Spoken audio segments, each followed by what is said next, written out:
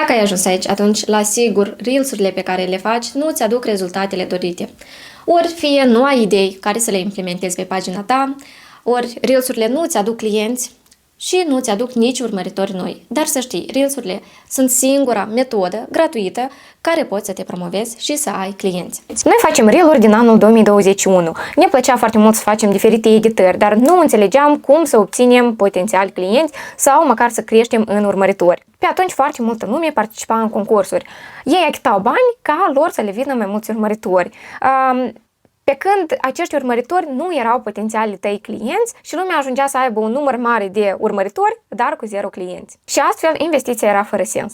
Am ales să credem în Reels-uri. Și abia în 2021, dintr-un singur video, ne-au venit peste 5.000 de urmăritori. Vă închipuiți? 5.000 de urmăritori noi pe pagina noastră.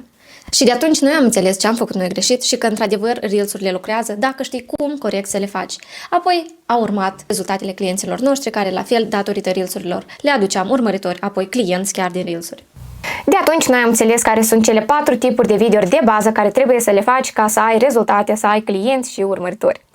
Dacă voi sunteți la început și vreți să promovați un produs sau un serviciu sau să lansați un curs cu un buget minim, atunci să știți că aveți nevoie de Reels-uri. Dacă sunteți psiholog și sunteți la început de cale, vreți să vă promovați pe social media, la fel aveți nevoie de Reels-uri. Spre exemplu, vrei să vinzi casa bunicii? Cea mai bună promovare e să faci un Reels. Și dacă tu îl faci bun și strategic, neapărat se vor găsi cumpărători. Chiar și dacă ești expert în social media, ai un buget destul de mare, oricum o să ai nevoie de Reels-uri ca să te poți promova. Ok, dacă totuși v-am motivat să faceți Reels-uri, haideți să începem lecția. Ca să nu fie vorbe în vânt, hai să vă arăt câteva rezultate a clienților noștri. Ecaterina a trebuit să facă câteva videouri pe pagina ei, iar cel mai bun video avea să fie premiat cu 500 de euro. Din acest Reels, Ecaterina a câștigat 500 de euro. Într-un singur Reels, cei de la Alphabet au avut de lucru o săptămână întreagă. Din 10 Reels-uri, Ludmila, specialistă în nutriție, a strâns tocmai 20 de persoane la cursul ei cu cecul total de 3000 de lire. Tot noi, doar din 4 Reel-uri, am strâns peste 40 de persoane la primul nostru eveniment făcut în Anglia. Și menționez, atunci noi nu aveam audiență din Anglia. În urma peste 100 de consultații făcute cu clienții noștri, am observat 3 greșeli de bază care le fac majoritatea în Reels-urile lor. Primul ar fi că Reels-ul este prea plictisitor. Fie nu îți schimbi odată la 50 secunde cadru, fie editările sunt prea simple, fie vorbești monoton. A doua greșeală e că video este ori prea scurt și fără un scop anumit și atunci omul nu înțelege pentru ce să se aboneze la tine, care este scopul acestui Reels. 3. Majoritatea cred că ca să ai rezultate și să ai clienți trebuie numai decât să te duci la studio și să filmezi că arată așa mai fancy, să spunem. Nu este deloc așa, pentru că majoritatea oamenilor vor să te vadă ca și în viața reală, ca să fii tu mai aproape de ei. Și de aici noi cumva ne facem concluzia că Reels-urile care sunt prea bune și nu aduc rezultate, de fapt sunt acele Reels-uri greșite și care niciodată nu îți vor aduce rezultate. Vestea bună e că voi puteți să schimbați formatul Reels-urilor și să aveți rezultate. Iar acum începem cu ceea ce aveți voi nevoie să știți, cele 4 tipuri de video. Primul ar fi cel de expertiză, al doilea personal, al treilea engagement și al patrulea de vânzare. Hai să trecem prin toate.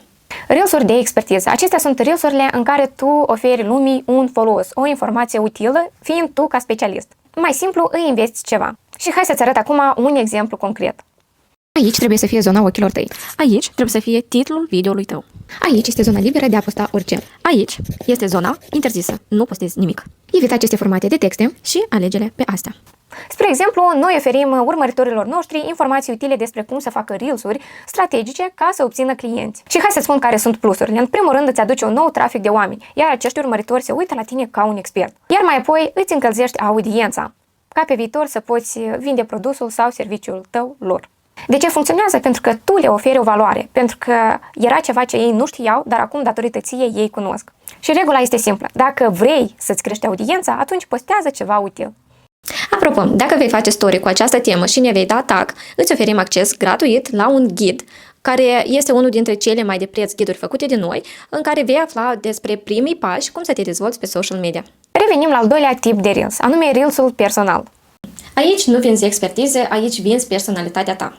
Iată, ne uităm la acest exemplu. De ce e rău să ai o soră geamănă? De ce este rău să ai o soră geamănă? Nu am avut spațiu personal, pentru că de obicei noi am locuit în aceeași cameră. Ea știe toate secretele tale și o poate folosi împotriva ta. Acest tip de video ne-a descoperit pe noi ca personalitate și ca două gemini.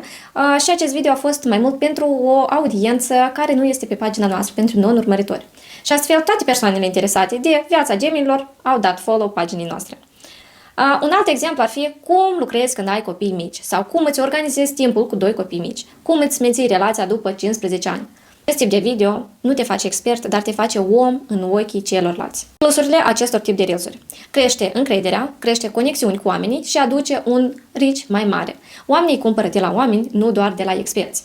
Al treilea tip de reel este videoul de engagement.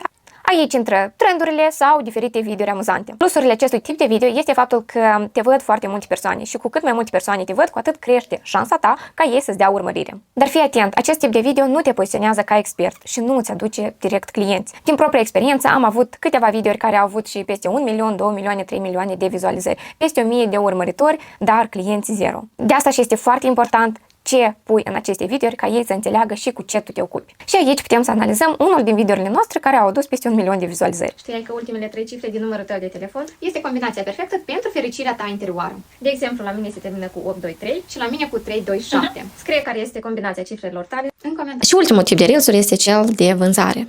Scopul este de a spune direct despre ce vinzi tu, despre produsul sau serviciul tău. Este un plus că din el îți pot veni potențial clienți gata de a cumpăra.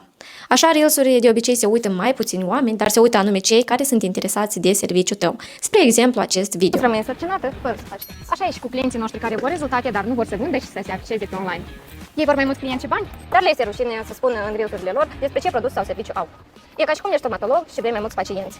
Dar nu spui unde este clinica ta, ce serviciu oferi și cât costă. În plus, sunt atât de multe clinici stomatologice și tu cum crezi că lumea o să vină anume la tine? Nici cum. Astăzi clienții te caută pe online. Vor să vadă recenzii, lucrări și cât de activ ești. Dacă nu găsesc nimic, merg la altcineva. Iar dacă și tu te regăsești aici și vrei să faci reelsuri ușor și fără să te epuizezi, atunci te așteptăm la cursul nostru. Și ține minte, dacă nu vei spune ce vinzi tu în reelsurile tale, oamenii nu vor ști ce să cumpere de la tine. Și acum partea importantă. Trebuie să știi cum să le combini corect, iar structura este aceasta. 50% faci reel-uri de expertiză, în care tu le oferi o utilitate urmăritorilor tăi. 30% reelsuri personale. Aici ai posibilitatea să te evidențiezi și să fii mai aproape de oameni, ca ei să aibă încredere în tine. Și apropo, aici poți deschide foarte multe teme, inclusiv și temele care vrei să le abordezi și nu le abordezi din considerente că ești expert în nișa ta, dar, apropo, prin aceste reelsuri poți să spui și gândurile care te afectează. 5% facem tipuri de video engagement. Da, aici tu faci câteva trenduri ca să amuzi audiența ta, dar fii atent, aceste trenduri neapărat trebuie să le adaptezi după nișa ta.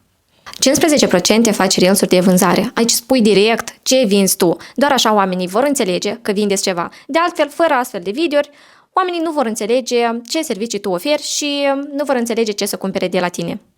Iar acesta este un content mixt care crește și vinde. Dacă nu ai rezultate din Reels, nu e că nu postezi suficient, ci că nu postezi ceea ce trebuie. Dar noi știm cum să ai primii clienți de Reels, așa că urmărește-ne pentru că în curând vrem să lăsăm ceva interesant. Iar mai jos te rog să ne lași un comentariu cum ți s-a părut această lecție, ce ai învățat nou și poate ce întrebări mai ai despre social media ca să facem videourile următoare.